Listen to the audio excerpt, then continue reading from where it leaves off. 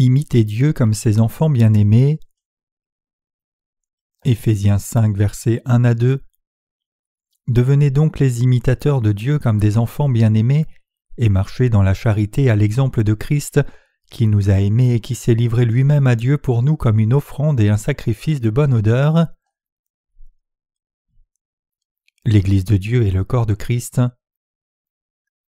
L'apôtre Paul dit dans le passage des Écritures d'aujourd'hui « Devenez donc les imitateurs de Dieu comme des enfants bien-aimés et marchez dans la charité à l'exemple de Christ qui nous a aimés et qui s'est livré lui-même à Dieu pour nous comme une offrande et un sacrifice de bonne odeur. » Éphésiens 5, versets 1 à 2. Paul nous enseigne ici que comme Jésus-Christ s'est sacrifié lui-même pour nous, tous nos saints ministres et partenaires devraient aussi marcher dans l'amour de Dieu. C'est une leçon extrêmement importante pour nous.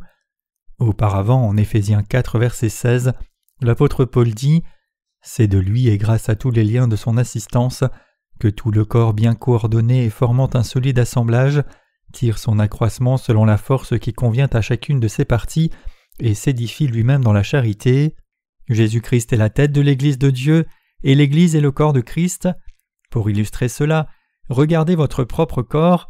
Non seulement il a beaucoup de jointures, d'os et de muscles qui vous donnent de la mobilité et de la force, mais tout le corps est relié par le système nerveux, de notre tête au bout de nos orteils. Donc quand votre cerveau envoie un ordre, il est transmis par la moelle épinière pour atteindre chaque partie du corps, dictant comment bouger ou que faire. De même, quand le Seigneur nous commande comme tête de l'Église de Dieu, chaque membre de l'Église a un ordre du Seigneur. C'est pour cela que le Seigneur dit au sujet de l'Église de Dieu que les saints sont bien coordonnés et forment un solide assemblage. Éphésiens 4, verset 16. De même, tous les membres de l'Église de Dieu sont indispensables les uns pour les autres. Si vous avez ne serait-ce qu'une jointure de moins dans votre doigt, tout le doigt est inutile.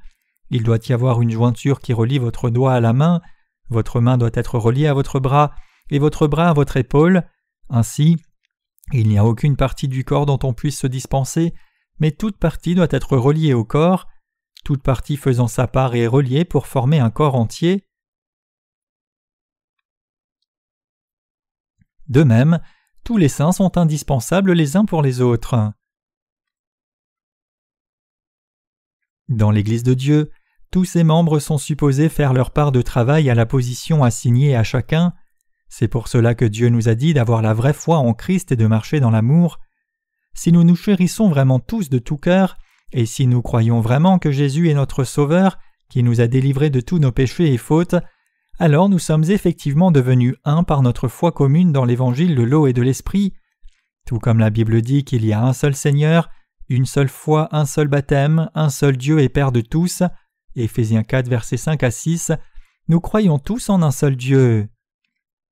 En croyant que Jésus-Christ nous a sauvés de tous nos péchés par son ministère de l'eau, du sang et de l'esprit, nous sommes devenus un seul corps de Dieu.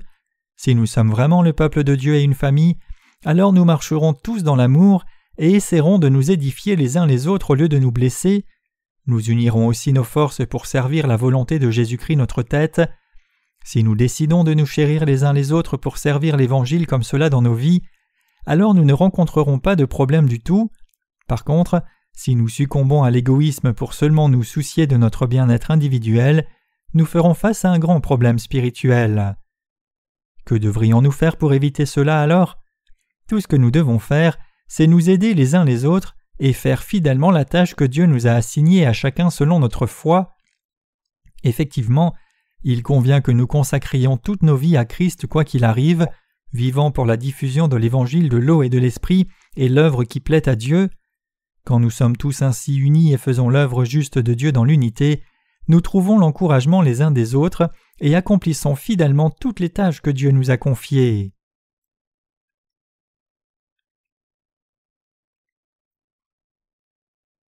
Le Seigneur nous a commandé de marcher dans l'amour.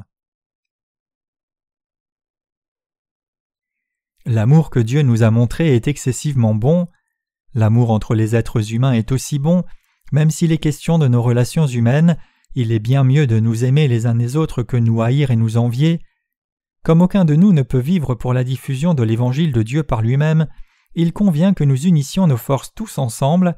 Effectivement, C'est merveilleux devant Dieu lorsque nous unissons nos forces pour le servir comme il est écrit « Oh voici qu'il est agréable, qu'il est doux pour des frères de demeurer ensemble » Psaume 133, verset 1. Cependant, il y a certaines personnes parmi nous qui servent l'évangile de l'eau et de l'esprit à contre-cœur. La Bible dit « Que chacun donne comme il l'a résolu en son cœur, sans tristesse ni contrainte, car Dieu aime celui qui donne avec joie. » 2 Corinthiens 9, verset 7. Il est vrai que nous faisons l'œuvre du Seigneur parce qu'il nous a commandé de le faire, mais nous devons le servir non seulement à cause d'un sens du devoir, mais volontairement par reconnaissance, confiant dans sa justice de tout cœur. C'est parce que lorsque le Seigneur est venu dans ce monde pour nous sauver de nos péchés, il a été baptisé par Jean-Baptiste et a abandonné son corps à la croix à notre place.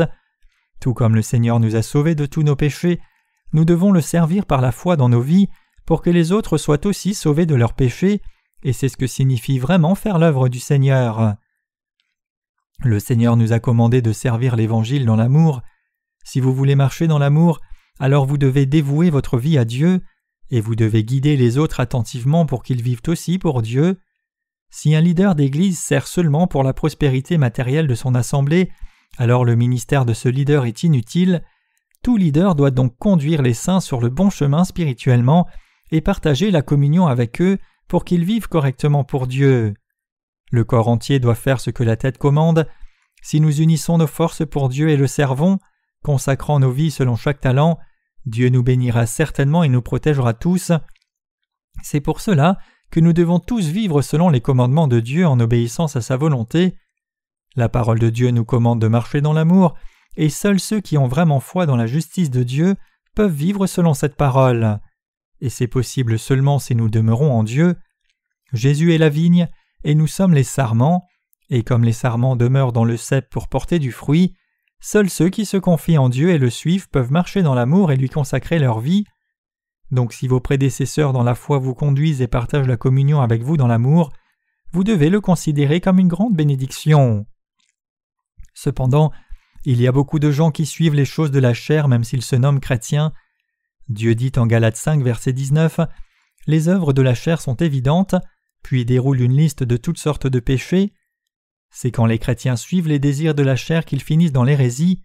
Par contre, si nous marchons vraiment dans l'amour de Dieu, alors nous ne suivrons pas les choses de la chair mais suivrons toujours la volonté de Dieu, quoi qu'il arrive à notre chair.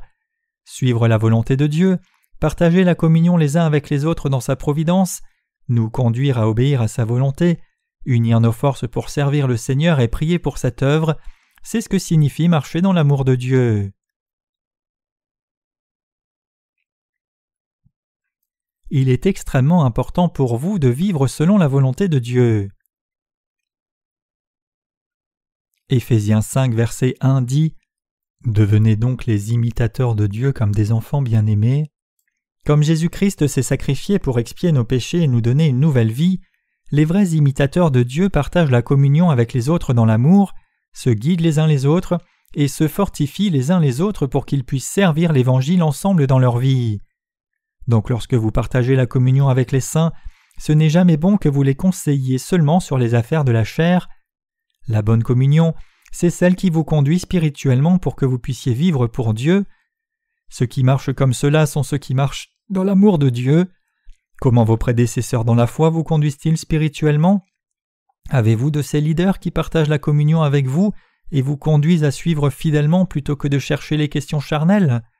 Si vous avez de ces leaders, vous devez vous considérer béni au-delà de toute description. C'est notre nature fondamentale humaine qui veut suivre les questions charnelles. Si nous étions seuls, nous ne ferions que suivre la chair, et de plus, Satan essaye toujours de nous inciter à suivre les choses du monde. Que se passerait-il si nous succombions à cette tentation? Le résultat peut se prévoir comme le soleil du matin, nous finirons tous par périr. Quiconque s'éloigne de Dieu pour suivre sa propre chair périra certainement à la fin. Quiconque quitte Dieu pour suivre la chair sera maudit, et quiconque est ainsi maudit sera finalement retranché de toute bénédiction. Ces gens seront aussi retranchés de l'Église de Dieu. Si votre relation avec l'Église de Dieu est terminée, alors votre relation avec Dieu lui-même est aussi finie. Jésus nous a dit « Je suis le cep, vous êtes les sarments » Jean 15, verset 5. Et il dit aussi qu'il est la tête de l'Église et nous sommes son corps. Donc si nous laissons l'Église, nous périrons, car nous n'aurons plus sa direction. L'un de nos partenaires nous a parlé du film intitulé « Homme mort en marche ». Ce film parle d'une nonne qui voulait aider un condamné à mort à s'en sortir face à son exécution imminente. Notre partenaire a utilisé ce film comme illustration pour éclairer les âmes perdues sur leur mort spirituelle imminente, montrant que quiconque n'est pas encore né de nouveau en croyant dans l'évangile de l'eau et de l'esprit est en fait un homme mort en marche. En effet, quiconque vit de la façon qu'il veut est déjà mort aux yeux de Dieu. Quand un bras est amputé du corps, il peut bouger momentanément, mais ce bras est-il vivant juste parce qu'il tremble? Non, il est déjà mort. De même si quelqu'un quitte l'Église de Dieu et se sépare de Jésus-Christ et peut essayer de vivre par la foi au départ, cette personne périra à la fin, car elle est séparée de l'Église de Dieu et n'a plus sa direction. Il est très important pour nous de considérer attentivement si nous avons vraiment quelqu'un qui nous guide pour suivre et servir Dieu, et vous devez aussi vous demander si vos leaders d'Église et vos prédécesseurs dans la foi vous enseignent à servir Dieu plutôt qu'eux-mêmes. Vos leaders d'Église peuvent occasionnellement vous exhorter à servir le Seigneur une fois, mais si ce qu'ils veulent en réalité c'est que vous les suiviez et les serviez eux, alors vous devez les rejeter. Il y avait un ministre dans l'une de nos églises branches qui se comportait comme cela. Ce pasteur s'énervait lorsque les saints voulaient contribuer financièrement à notre mission. Il préférait que toutes les offrandes viennent dans son église, et il voulait que les membres de son église lui fassent des dons ou même donnent de l'argent pour son usage personnel. Une telle personne est un gagneur de salaire plus qu'un ministre dans l'église de Dieu. Même les ministres qui dirigent l'église de Dieu ne peuvent pas utiliser les ressources financières de l'église de la façon qui leur semble bonne. Plutôt, ils doivent toujours demander à Dieu quelle est la meilleure façon d'utiliser l'argent. Quand mon anniversaire approche, je reçois parfois des dons financiers de certains frères et sœurs. Je l'apprécie beaucoup. Après tout, qui ne serait pas heureux de recevoir de l'argent? Ce qui est vraiment important cependant, c'est la façon dont cet argent est dépensé. Ce serait une grande erreur si je vous disais « c'est mon anniversaire, alors donnez-moi de l'argent ». Lorsque j'ai besoin d'argent, je n'hésite pas à expliquer au trésorier en charge des finances de l'Église pourquoi j'ai besoin de l'argent. Puisque je dépense l'argent seulement pour servir l'évangile de l'eau et de l'esprit, ma conscience est toujours pure, mais si je collectais vos offrandes et les dépensais pour moi-même, cela serait un sérieux problème.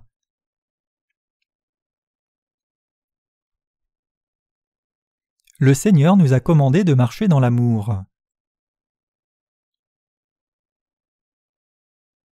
Si vous avez quelqu'un qui vous guide et partage la communion avec vous pour que vous serviez Dieu, quelqu'un qui vous reprend quand vous déviez et vous tient ferme pour que vous ne quittiez pas l'Église, alors cette personne vous aime vraiment. Cette personne ne vous nuit pas, mais elle vous aime vraiment. Le Seigneur dit clairement à chacun de nous « Marchez dans la charité » Éphésiens 5, verset 2. Si vous marchez dans l'amour en obéissance à ce commandement, alors vous maintiendrez certainement votre paix avec Dieu, communierez avec lui et serez bénis par lui.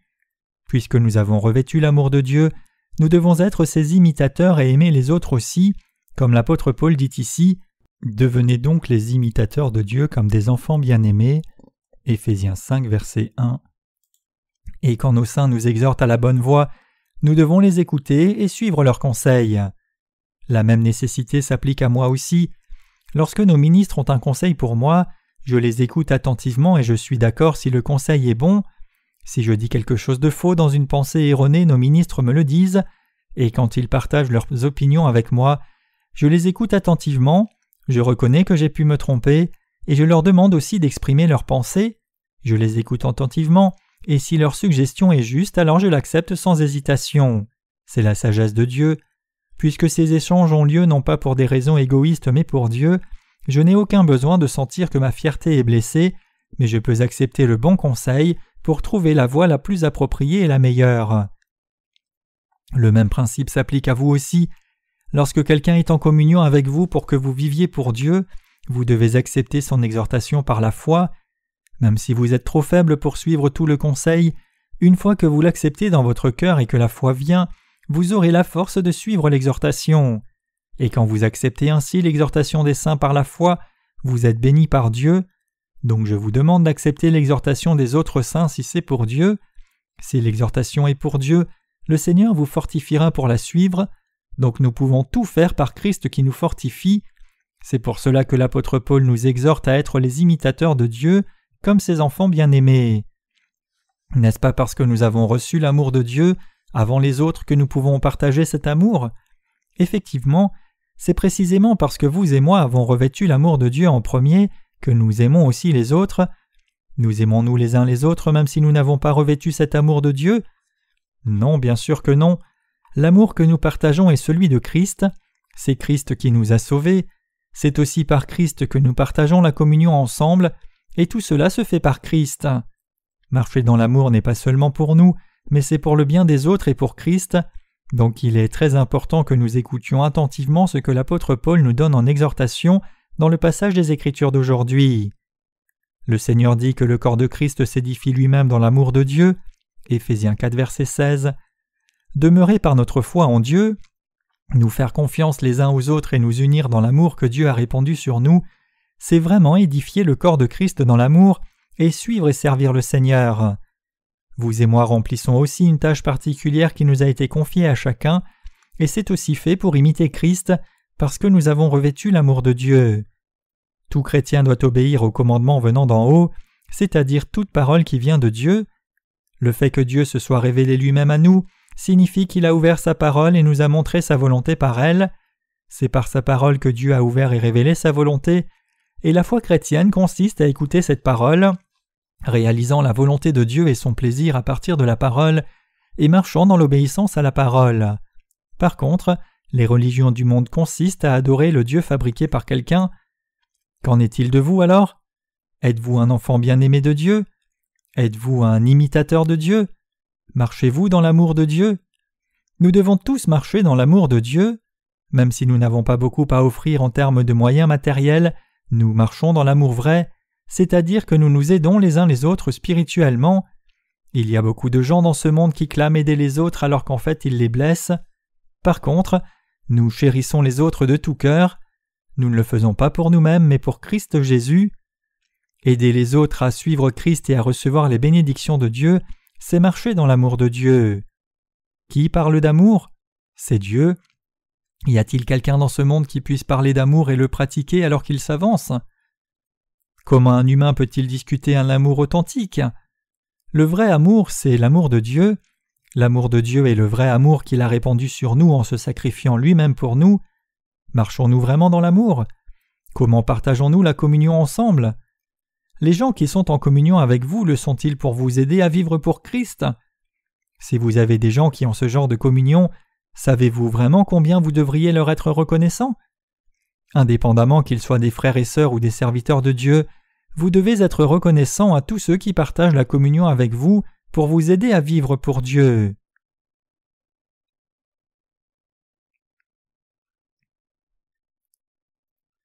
La riche communion partagée dans l'Église de Dieu est ce qui nous soutient. Même si notre assemblée est petite, j'ai toute confiance que toutes nos églises affiliées en Corée et au-delà s'aident et s'édifient les unes les autres. Nous ne sommes rien si nous sommes éparpillés et seuls. Pensez-vous que vous pouvez faire tout ce que vous voulez hors de l'Église juste parce que vous êtes sauvés? Non, sans l'Église, Satan vous dévorera en un rien de temps. Ce n'est pas si difficile pour le diable d'apporter la destruction spirituelle même aux saints. En effet, détruire les âmes est assez simple pour Satan. Tout ce que le diable doit faire, c'est ajouter un peu de poison quand un sermon est prêché, et une fois que vous avalez ce sermon empoisonné, vous périssez. La nourriture n'est pas la seule chose qu'on peut empoisonner, et le poison ne se trouve pas seulement dans certaines idéologies. Même un sermon peut être empoisonné en utilisant à tort la parole de Dieu, et si la parole de Dieu est empoisonnée, tous les justes périront certainement. Regardez autour de vous et voyez si vous avez des membres de l'Église qui vous enseignent dans l'amour, vous guident dans la bonne voie et partagent la communion avec vous pour que vous demeuriez dans l'Église et suiviez le Seigneur fidèlement. Le fait que vous ayez des membres de l'Église qui prennent soin de vous devrait vous rendre reconnaissant. Frère Lim n'est plus avec nous car il a été engagé dans l'armée récemment. Comment vous sentez-vous maintenant que Frère Lim est parti? Ne pensez-vous pas que cela sera difficile pour lui alors qu'il ne pourra pas partager la communion avec nous pendant son temps dans l'armée? Bien sûr, il aura la compagnie des autres soldats, mais ils ne lui parleront que de choses du monde. Il sera quasiment impossible à Frère Lim de vraiment ouvrir son cœur à quelqu'un puisqu'il n'y a pas de saint né de nouveau là-bas, et nous risquons de lui manquer lorsqu'il voudra avoir des discussions spirituelles pour le bien de son cœur. Effectivement, c'est seulement parce que nous demeurons dans l'Église avec un même cœur après avoir reçu la rémission des péchés que nous pouvons avoir une communion de cœur à cœur. Rien ne peut être plus merveilleux que le fait que nous puissions partager nos cœurs ensemble. Donc vous et moi devons être unis dans l'amour, marcher dans l'amour, suivre le Seigneur dans l'amour et l'imiter dans l'amour. Tout comme Christ s'est sacrifié lui-même pour nous sauver, nous devons aussi tous nous aider et nous édifier les uns les autres. Il est écrit en Hébreux 13, verset 9 « Il est bon que le cœur soit affermi par la grâce, non par des aliments qui n'ont servi de rien à ceux qui s'y sont attachés. » Comme ce passage nous l'enseigne, votre cœur et le mien doivent effectivement être fortifiés par la vraie grâce que Dieu a répandue sur nous, au lieu d'édifier les uns les autres par nos propres mérites ou des moyens matériels. Nous devons établir nos cœurs en croyant dans l'amour de Dieu et le salut qu'il nous a apporté. C'est Dieu qui nous garde et nous protège, c'est Dieu qui nous a placés dans son Église, nous a fait le servir et nous a bénis pour grandir dans l'Église pour vivre pour le Seigneur. Et ce Dieu nous a dit d'être fortifiés dans ses bénédictions. Donc soyons tous fortifiés dans la foi et marchons tous dans l'amour de Dieu et demeurons en lui par la foi.